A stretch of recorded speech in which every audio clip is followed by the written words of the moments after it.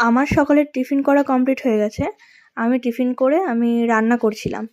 রান্না করতে করতে তোমাদের দাদাভাই বাড়িতে আসলো। ওর একটু লেট হয়ে গেছে। তো স্যারের হচ্ছে বেশ লেটটাই কদিন ধরেই হচ্ছে।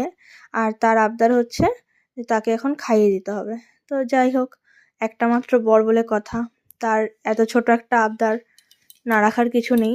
তো রান্নাটা চাপিয়ে এখানে চলে আসলাম খাবারটা নিয়ে। তো ও একদিকে কাজ করছিল, ওর দোকানের হচ্ছে অর্ডার নিচ্ছিল, আর আমি একদিকে ওকে খাইয়ে দিচ্ছিলাম।